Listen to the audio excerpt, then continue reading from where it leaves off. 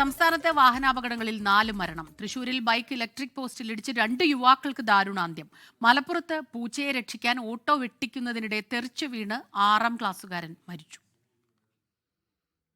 തൃശൂർ കുന്നംകുളത്ത് bike electric പോസ്റ്റിലിടിച്ചാണ് 2 യുവാക്കൾക്ക് ദാരുണാന്ത്യമുണ്ടായത്. കാവിലക്കാട് സ്വദേശികളായ പ്രണവ്, ജിഷ്ണു എന്നിവരാണ് മരിച്ചത്. കുന്നംകുളം കാണിയാമ്പലിൽ ഇന്ന് പുലർച്ചെ 2 മണിയോടെയായിരുന്നു അപകടം.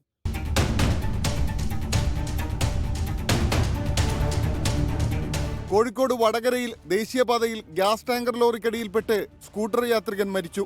വില്യാപ്പള്ളി മയ്യന്നൂർ സ്വദേശി കയ്യാല ഉസ്മാൻ ഹാജിയാണ് മരിച്ചത്.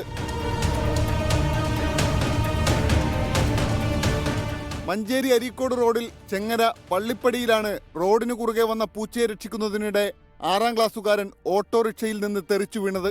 ഉടൻ തന്നെ ആശുപത്രിയിൽ എത്തിച്ചെങ്കിലും ജീവൻ രക്ഷിക്കാനായില്ല. മഞ്ചേരി സ്വദേശി മുസമ്മലിന്റെ മകൻ ഷാദിനാണ് മരിച്ചത്. News desk 24.